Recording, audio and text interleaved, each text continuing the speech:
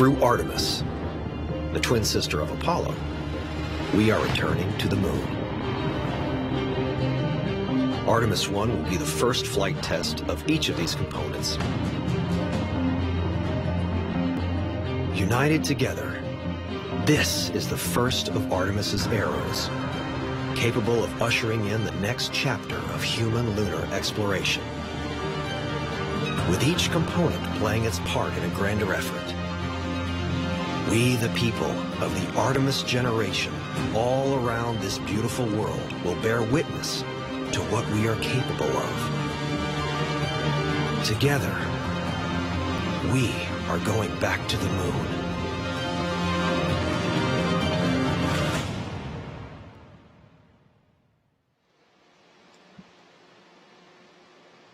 Good afternoon and welcome into the iconic Vehicle Assembly Building at NASA's Kennedy Space Center in Florida.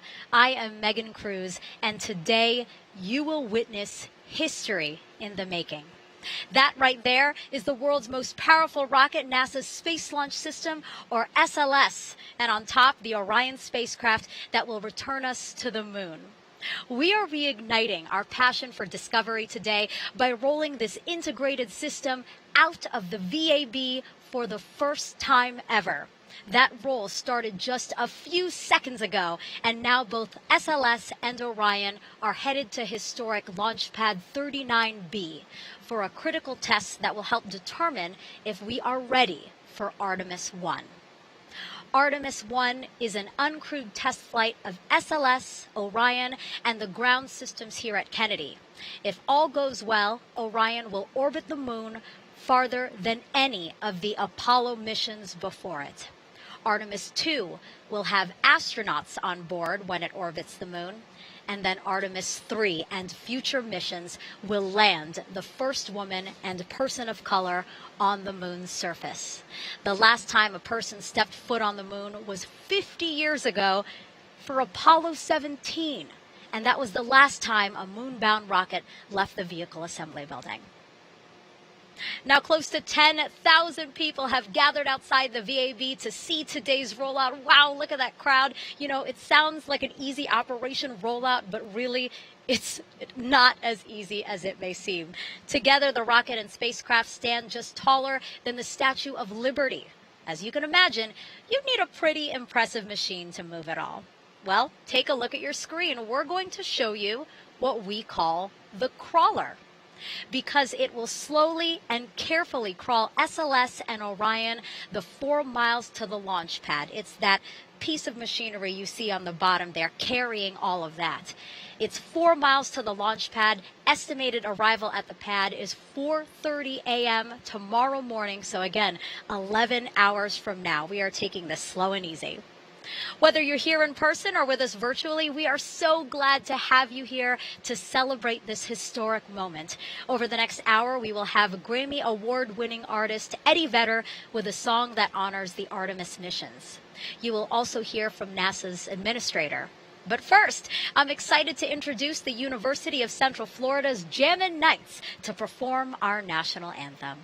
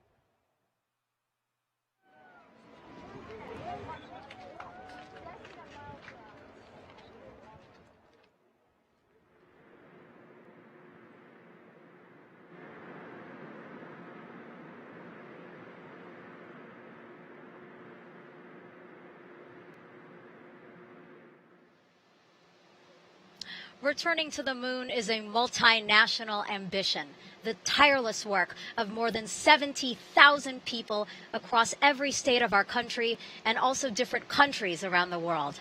SLS and Orion parts were brought to Kennedy Space Center via trains, planes, ships, and vehicles for final assembly in High Bay 3 behind me. We are at Kennedy Space Center.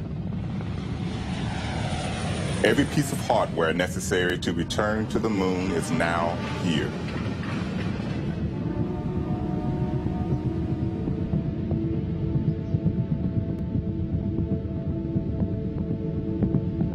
They are being assembled, stacked, fueled, and primed for flight. Next time these engines fire up, we'll be on the launch pad to send an uncrewed Orion spacecraft around the moon on a flight test for the Artemis I mission.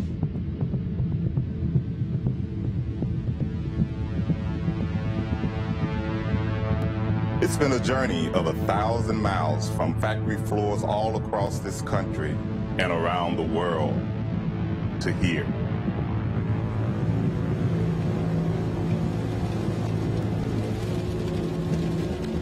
And now the stage has been set. We are seeing Artemis take her place.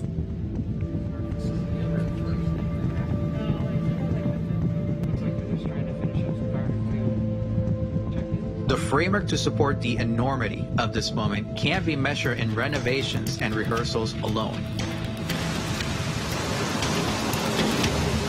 But in the testing of a metal found much deeper. With each segment built upon the one before it,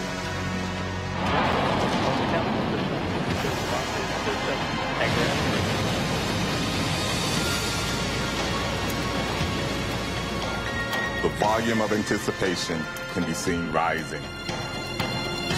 For in addition to certifying what a host of testing has already previewed,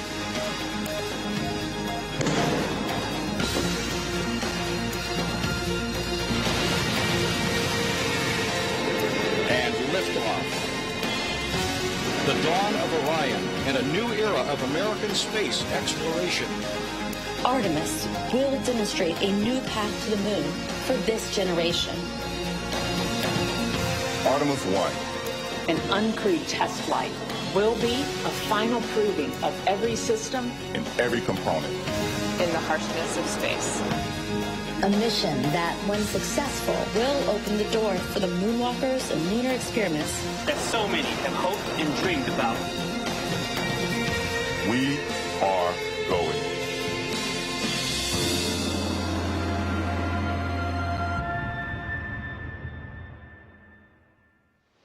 8 minutes into rollout, and as you can see, our crawler team is still focused, working really hard to get SLS and Orion out of the vehicle assembly building. You know, this is years in the making, this operation, with John Giles here leading the way. He oversees our crawler team with NASA's Exploration Ground Systems Program, or EGS, here at Kennedy. Thank you so much for finding the time to talk with us, John. Very much welcome. And I just got word that the crawler has crossed the threshold of the VAV. How does that feel? I'm so excited. You should be excited. You're relieved. Inside, I am very excited. Awesome. That's great. Yeah, talk to me about where we are in the operation. You know, there was a little bit of a delay today. Can you walk us through some of that? So we had a couple little delays on some observers. We need many observers to watch us going out to make sure we don't hit anything. So as you can see from all those platforms up there, sometimes it takes a while for the people to get to those platforms. So that held us up for a little bit, and then there was a piece of environmental control system ductwork that was in the way. That was moved, and then we lifted up to 18 inches over the mounts. And now we're crawling. And now we're crawling. And I think it was about 5:47 p.m. when I got first word we were moving. Let's turn around and take a look at this. It is crawling. You can see that it's moved quite a bit. Yes. How do you feel knowing that you're a part of this team that's making this happen, and we're returning to the moon soon? It's almost indescribable. I've waited a decade for this since we first started modifying this crawler and getting ready for this. So we are ready. This is so exciting, and even though it's a bit of a long ride out to the pad, I'm looking forward to every bit of it. Let's talk about this crawler, an impressive machine. It was built in the 60s. Yes, it was. And the fact that we are still using that today is a testament to all the people that work on it, all the people that maintain it. We have lots of experience with this. We have lots of talented technicians who keep this thing going and maintained. And that's the reason we're still using this piece of equipment that's 57 years old. And we can see some of the video right here. I mean, this is the crawler that took out, we're talking about shuttle missions, Apollo missions. Talk to us about that. Every single mission. So launchpads 39A and B, all the Apollo missions, Skylab, all the shuttle missions, Constellation, and now SLS. Everything that launched there rode on one of our 2 crawlers. Wow. It's the only way to get to the pad. Yeah, gives me goosebumps thinking about it, the rich history here. It's given me goosebumps too. You talk about the fact that there needed to be a number of modifications, right, to make sure that we could support SLS and Orion? So at the end of shuttle, they came to us and said, we have some new requirements for the SLS program. Bunch of requirements, but the biggest one was you have to be able to increase the weight you can carry. Sure. So the original design was for 12 million pounds, so we did a lot of modifications to the roller bearings, to the trucks, to the brakes, to our jacking, equalization, and leveling cylinders, everything so we can now lift 18 million pounds. That is a lot of weight. 50% increase over the original design. Wow.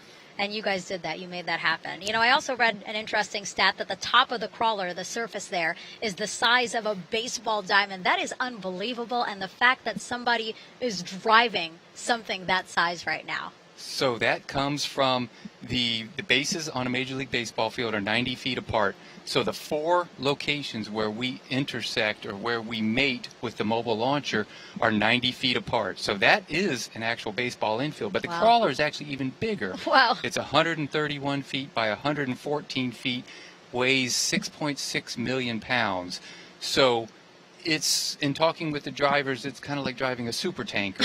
Yeah. It doesn't stop fast. It doesn't move fast. You have to think way ahead when you're going to make turns, and everything is just, we need a lot of people to do that. Challenging. And a lot of people have many different jobs to make sure an operation like this goes according to plan. Can you talk to us about some other jobs? So other than the drivers, we have engineers that are monitoring all the systems in the control room. We have technicians, electrical technicians, mechanical technicians, diesel technicians, mechanics. We have logistics personnel in case we need parts. We have lots of observers everywhere because the driver can't see everything as he's driving. So we need other people to follow us and walk with us and tell us we need to start turning here, we need to slow down there. So everybody's on headsets like we are, and they're all talking to each other. It's a huge undertaking to get this thing going. Absolutely. And that's why, you know, obviously it's going to take quite a bit to get to the launch pad, and we're looking at an 11-hour journey by the time it finally reaches the launch pad. But now that you've explained it, I absolutely understand why it has to take quite a bit. Thank you so much, John. Oh, you're very welcome. Good luck with the rest of Rollout. I can't wait to see it on the pad. Thank you.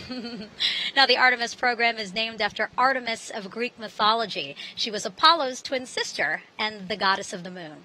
Artemis I will build on the achievements of those who came before us and create a permanent presence on the moon and inspire our next giant leap to Mars. We are going.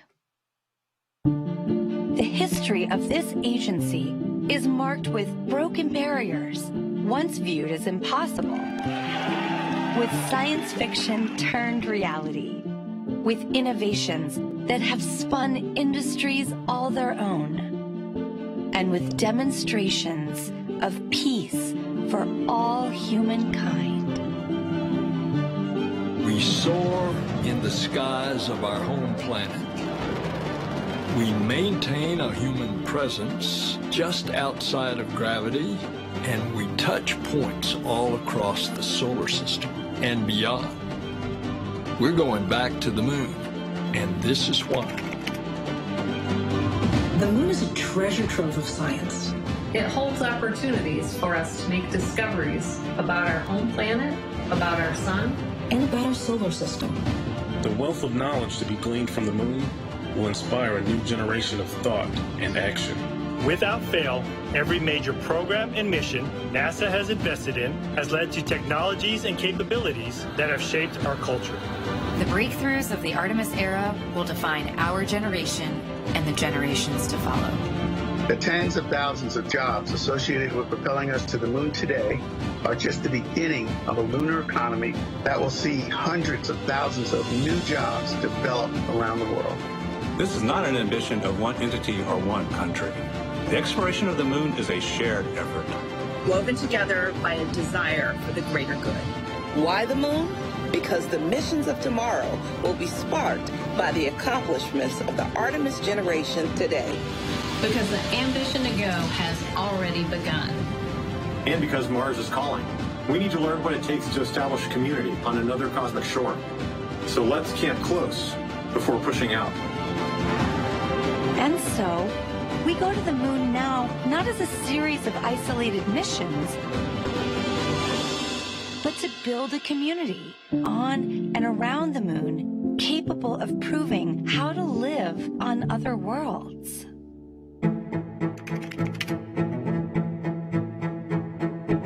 We'll use the lessons from more than 50 years of peaceful exploration to send a new generation to the lunar surface to stay. We will anchor our efforts on the lunar South Pole to establish the Artemis Base Camp, positioning us for long-term science and exploration of the lunar surface. We will prove what it takes to assemble a complex ship in deep space. We will perfect descending down to and returning from a distant surface. We will learn how humans can survive and thrive in a partial gravity environment. With improved spacesuit designs, mobile habitats, and with reconnaissance robots pre-positioning and relocating supplies. We will learn how to utilize the resources we find on these other worlds, starting with finding water ice and purifying it to drinkable water. And refining that into hydrogen for fuel and oxygen to breathe. We will establish fission power plants on the surface of the moon, capable of supporting a growing community of efforts. And we will expand the logistics supply chain to enable commercial and international partners to resupply and refuel deep space outposts. None of this is simple or easy, but nothing in our history ever has been. The Eagle has landed. You got a bunch of guys about to turn blue. We're breathing again. Thanks a lot. This kind of continuous lunar presence is a natural extension of all that we've learned in low Earth orbit. And what we will accomplish there will ensure the monumental missions to Mars are within reach. As we ready the launch of the first Artemis mission, and as commercial companies ready their lunar landers for the first private payload deliveries, we have already begun to take the next step.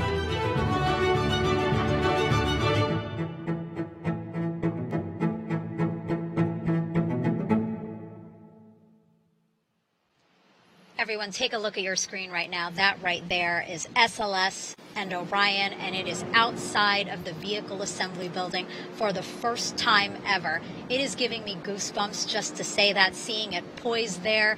This is a historic moment, a big moment. We will remember this day for a very, very, very long time. Again, that's a wide shot we have there. You can see it outside. Again, that iconic vehicle assembly building. We have seen Apollo rockets out of there. We have seen shuttles come out of there. Now it is time for SLS and Orion. Crews are moving it all to the pad today for a critical test that will take place in 2 weeks. And joining me now to talk about that test is Cliff Lanham. He is the Senior Vehicle Operations Manager, also with NASA's EGS at Kennedy. Cliff, what an exciting day.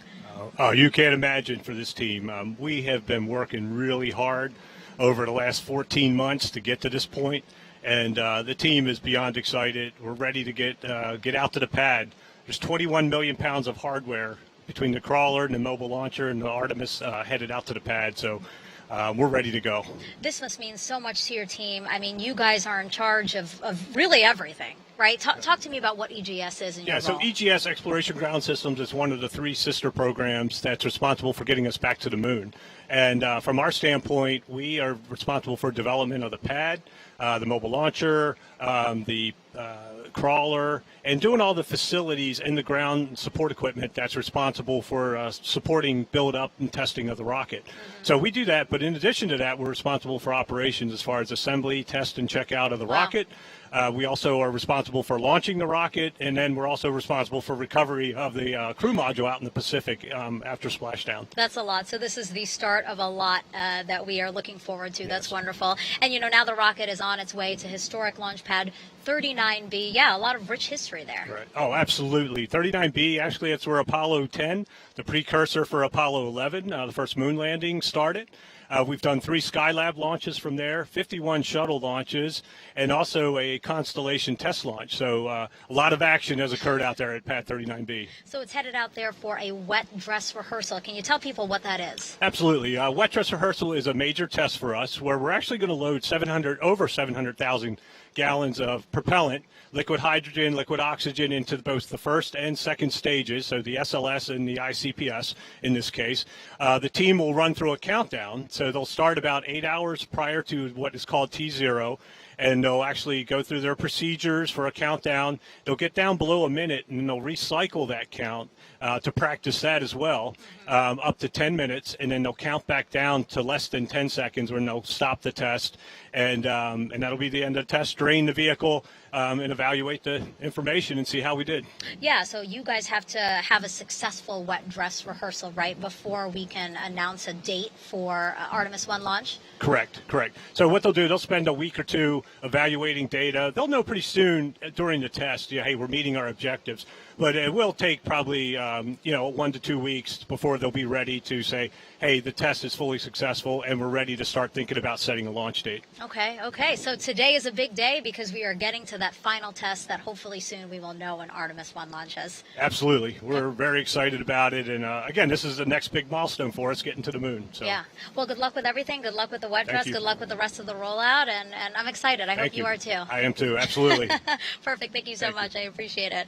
All right. We're now about 25 minutes into rollout, and we're seeing more and more of the crawler, the mobile launcher, SLS, Orion. Wow, look at that there. What a beautiful view. And I do want to talk a little bit about the mobile launcher there. That's that structure that you see that's holding up the rocket and the capsule. So the mobile launcher, or ML, is what fully assembled and processed SLS and Orion. The crawler is going to leave both the ML and the integrated rocket on the pad because the ML will supply SLS and Orion with things like power, communications, and fuel before launch.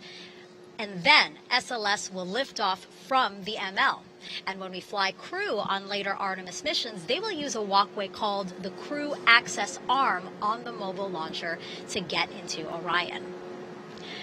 Now, like the crawler, there are a lot of people on the mobile launcher right now. There are about 65 people allowed to be on there during this operation, and they'll go on and off as needed. People like engineers, technicians, safety personnel, and the 2 elevators on the ML, this is really interesting, they will be turned off for this operation. So if anyone needs to go to the very top there, that is going to be quite the walk. All right, how about we check back in with the crowd outside? We had some rain yesterday, but luckily the weather today is gorgeous, dry, sunny, beautiful.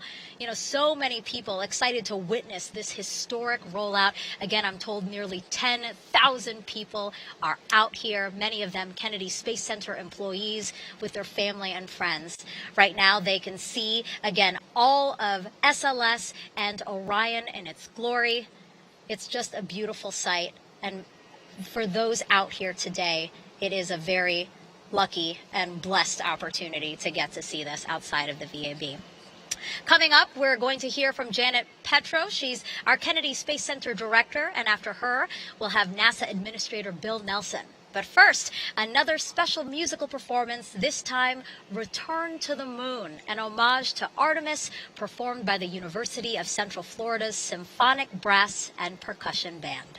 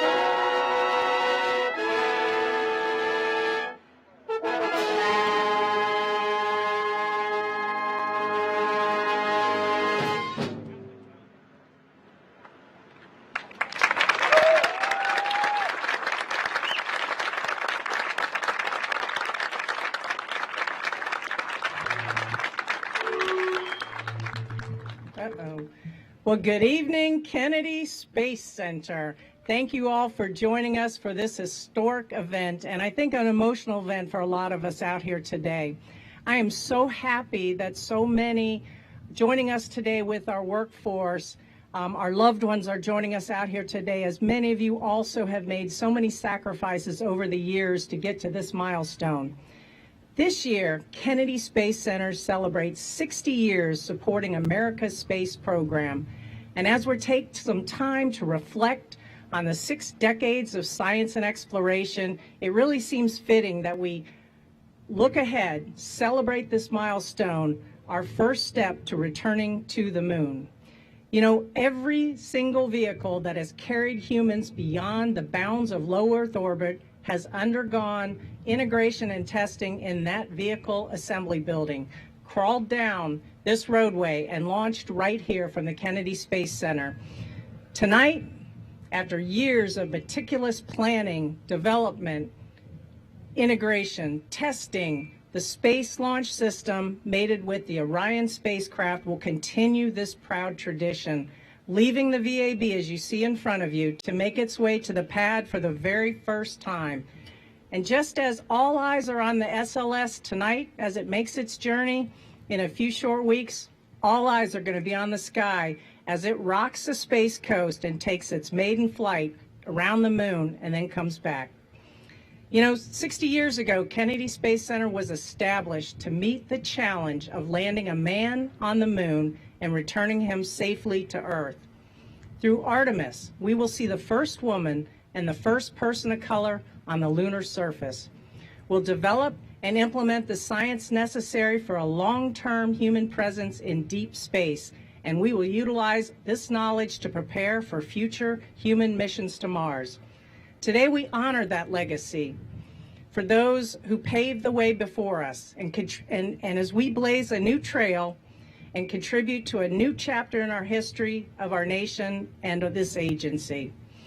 It's now my pleasure to introduce you tonight to someone who has served in public office for over 4 decades, first in the state legislature, then as a U.S. congressman, then as a state treasurer.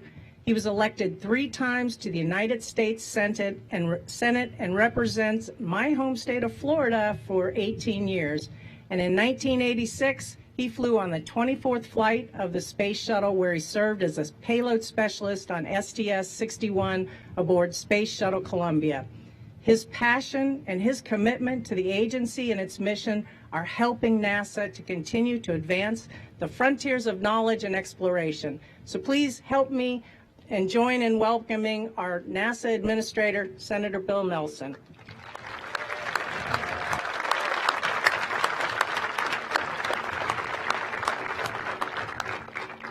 Ladies and gentlemen, the world's most powerful rocket ever, right here.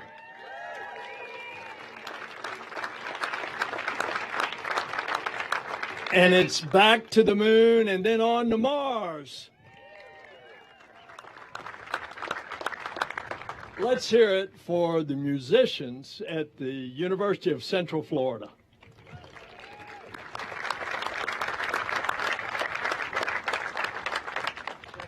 I want to give a shout out to the more than 24 members of the crawler transporter team.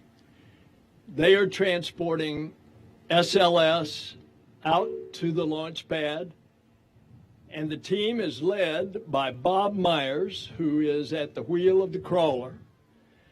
Across the nation are sacred sites that capture the spirit of America's character, and one of those places is right here, the Kennedy Space Center. At these launch pads, remarkable individuals achieve unthinkable things. And 60 years ago, an American pioneer propelled upwards to the heavens from Launch Complex 14. And that legendary explorer is John Glenn. That spacecraft, Friendship 7, orbited the Earth 3 times. And that was the day that America's space program went full throttle. It gave way to the Apollo generation. That generation not only landed the first humans on the moon, it provided the spark that fuels today's multi-billion-dollar satellite industry. It encouraged young visionaries and kicked off a technology revolution. The modern computing era is one example. And we are very privileged to have one of those Apollo astronauts with us, General Tom Stafford, Apollo 10.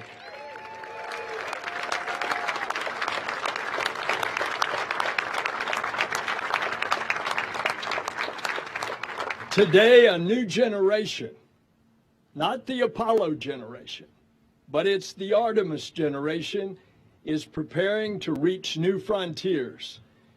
This generation will return astronauts to the moon, and this time we will land the first woman and the first person of color on the surface to conduct groundbreaking science. NASA's Artemis program will pave the way for humanity's giant leap, future missions to Mars. There's no doubt that we are in a golden era of human space exploration, discovery, and ingenuity in space. And it all begins with Artemis I.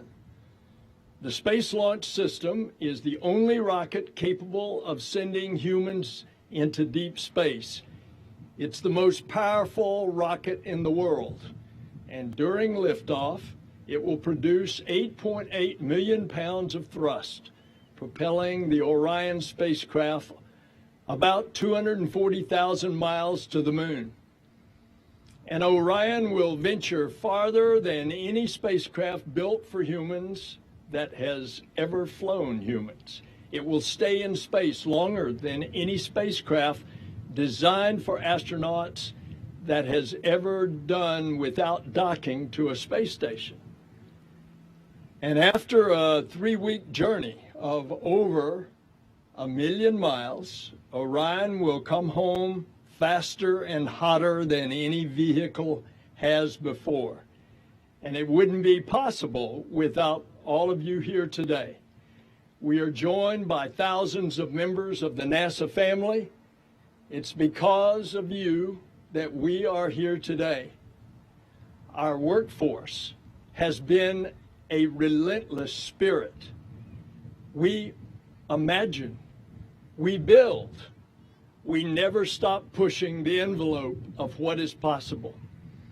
I often say that at NASA, the impossible is made possible.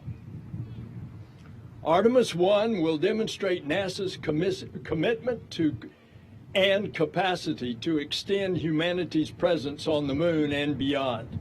But this mission is not just cementing NASA's leadership in space, it's strengthening America's small businesses. It's supporting America's universities. It's showing the might of America's scientists, mathematicians, and technicians. Artemis I is possible because of the contributions from all 50 states. The program is an economic engine for America. In 2019 alone, it generated $14 billion and supported 70,000 good-paying jobs across the country.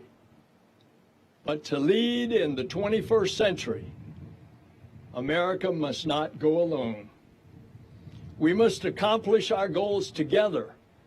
Artemis represents global ambitions and participation from 5 international partners.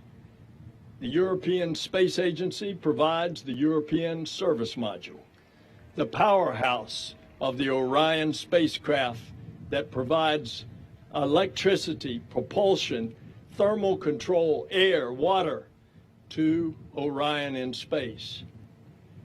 This is a critical partnership that not just for Artemis I, but for the future Artemis missions as well. And that's just the beginning. Thanks to the international collaboration, 3 so-called passengers will fly on Orion.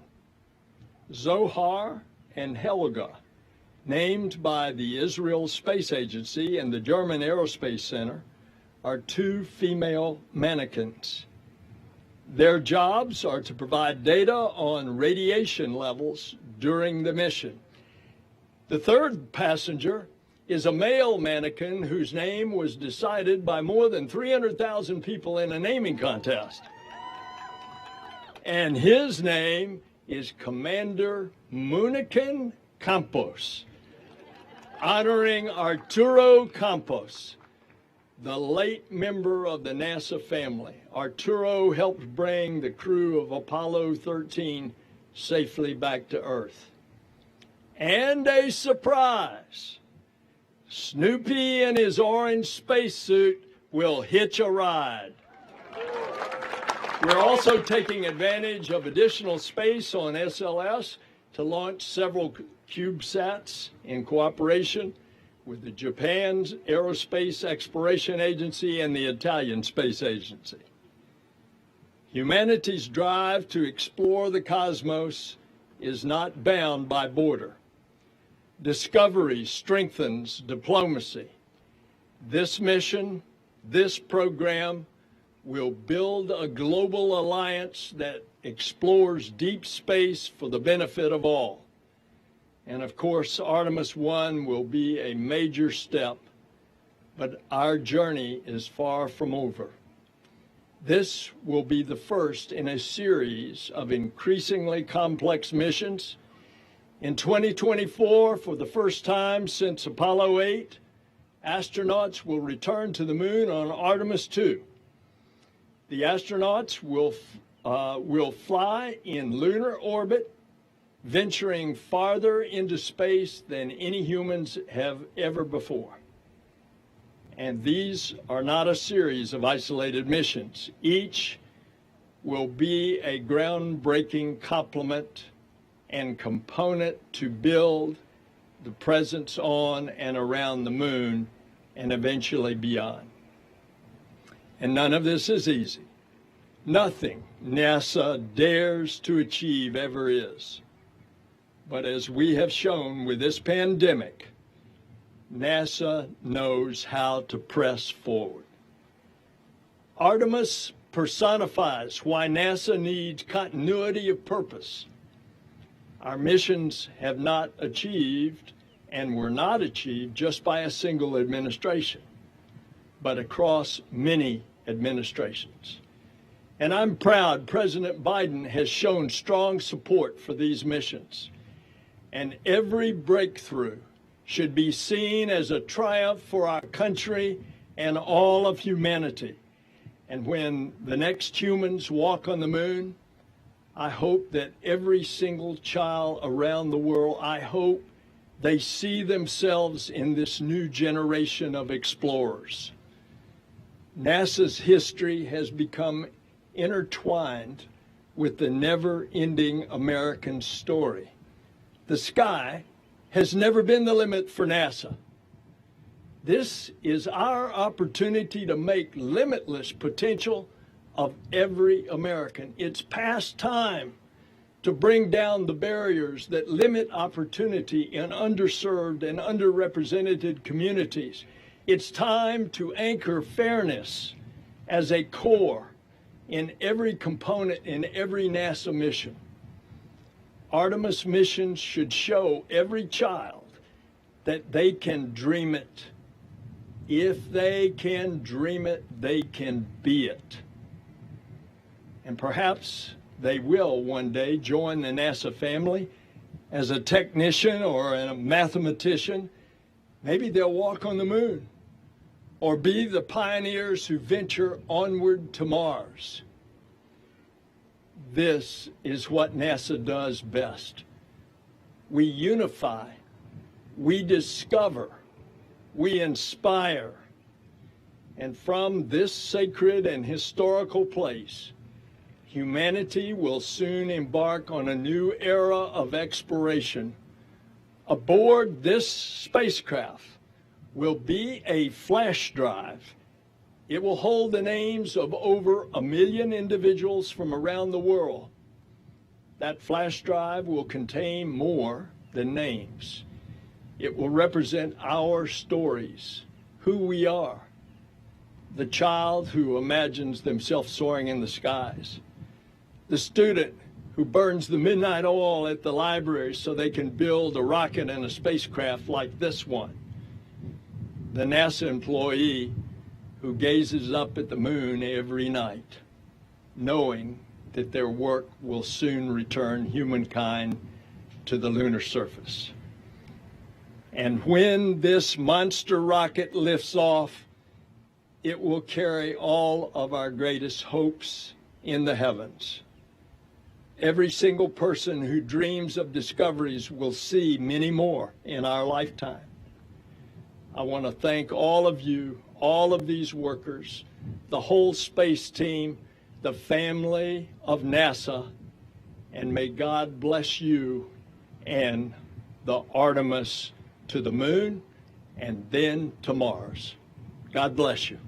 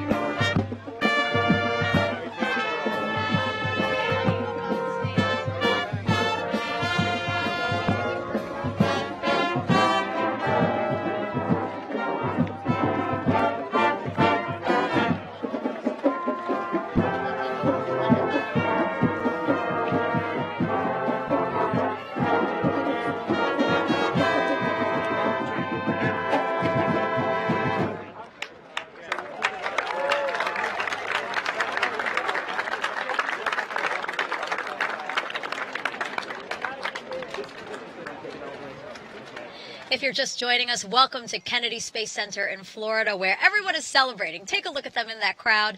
They are celebrating what you see there on your screen. We just unveiled our brand new moon rocket, which you see right there, poised outside of the Vehicle Assembly Building for the first time ever. Woohoo, right? I'm very, very excited about it.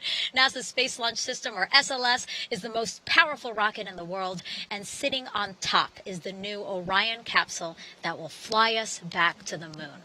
The last time a moon rocket rolled out of the VAB was in 1972, 50 years ago, for Apollo 17. Once Artemis I proves we are ready to put humans in Orion, this person right here may be one of those astronauts. Lucky you, Victor. Victor Glover, everyone, thank you for being here. Thanks, Megan. It's great to be here. How do you feel being here? Let's take a look right here. This rocket's almost out of view. It's on its way. It's going. That's what we came here for, though, and it is a great day. And, you know, honestly, the most important thing that I can say is I'm just really happy for all the folks who worked hard to make this a reality, and I'm here to celebrate with them and also to celebrate them. It's a great day. When you found out that you were going to be here for Rollout, were you like, yes? I was going to be here for Rollout no matter what, even if I had to pay for my own ticket. But yeah, when I found out I get to do this, I was like, yes. It's just a special place for me. I love Kennedy Space Center, and especially when there's a rocket out on the crawler way. Yeah, just seeing the rocket here, does it make the Artemis mission seem more real? Always, always. There's, you know, in the astronaut office, we tell people, hey, if you ever have a chance to go see space flight hardware, go do it. Doesn't matter what it's for, go see it. It helps you do your job better, and that's absolutely true today. I've seen a lot of, PowerPoint slides and read a lot of briefings about this, but to see it all stacked on the mobile launcher, on the crawler transporter, it just makes it so much more real. Oh, absolutely. And you know, you're, again, one of the lucky few. 18 astronauts were chosen for the Artemis team. How does it feel to be part of that team? Honestly, you know what? I've talked to folks a lot about this today, and when we make that call for Artemis II, when we tell the crew that you're go for translunar injection, you know, we're saying, hey, everything is good, go to the moon. Whatever position I'm in, whether it's at home on my couch, whether I'm on the Houston side of that call, or if I'm in space on that side of the call, it doesn't matter. You know, to be a little part of this and to get to help in any way is really, truly an honor. And so the whole Artemis team and really the entire astronaut office, it's all of us are, you know, honored to be able to help out and make this hardware and software a reality. So I'm excited for whoever gets to do it, and whatever part of that call I get to be on, I'm excited for, you know, the crew that actually gets to go. Yeah. When they go, I'll be excited for them. Excited? Are you also anxious? I mean, the moon is a lot farther than the ISS, and I know you've been to the ISS. Absolutely. And that's a good point. You know, it's 1,000 times farther, right? The ISS orbits at 250 miles. The moon's 240,000 miles away. And so it's interesting. I like to say it's not just 1,000 times farther, but it's probably 1,000 times more complicated of a mission. So many more things have to go right. And it's also, when we add Artemis III and we're going to the surface now, you have to get from the surface of the moon back to lunar orbit, which is like the equivalent of launching a low Earth orbit mission from Earth. So very complicated mission, and so we have a lot of work ahead of us.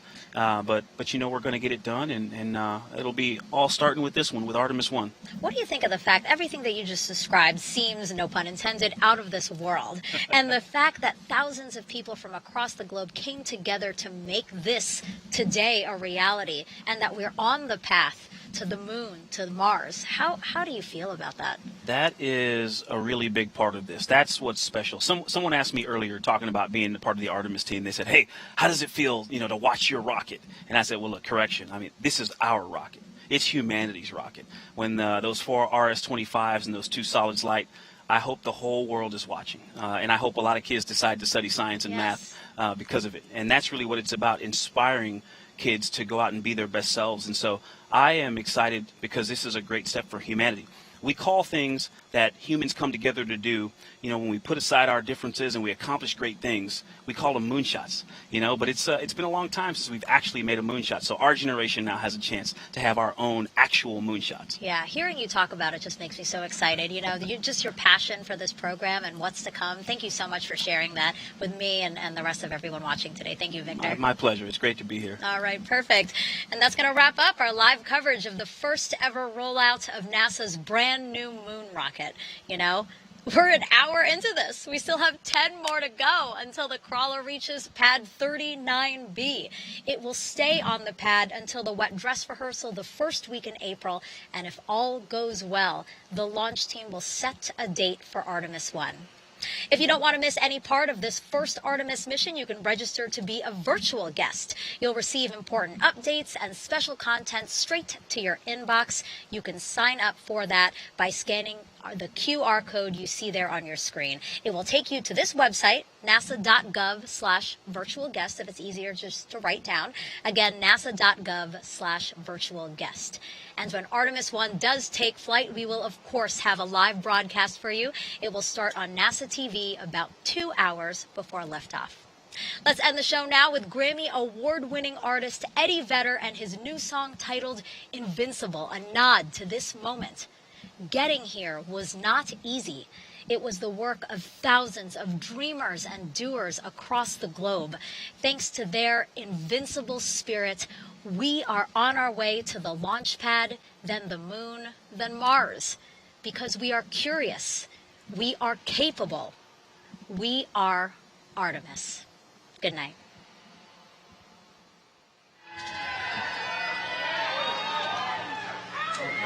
Let's go on with a few. We're gonna just play a few new songs on you. Try them on, see if they fit.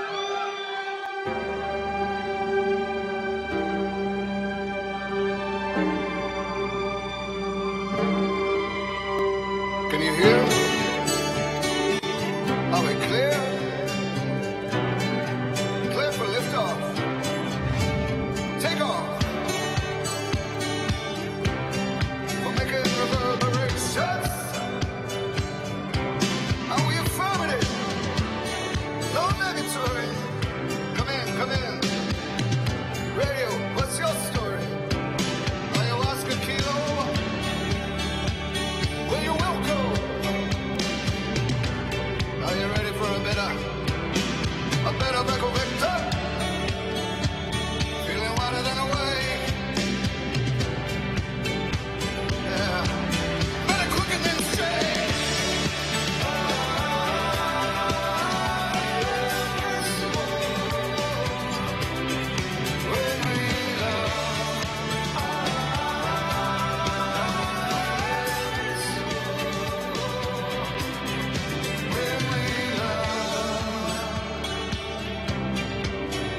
When we now there's smoke on the horizon, and the clouds are looking violent. There's a future in need of a frame. Come spinning in my brain. There's a theory for everything. Resurrection to the big old bang. Rock mighty enough to the accepted game. We got the density of our beings, the unbearable weight, the unbearable light, the unbearable weight. Let's lift it up.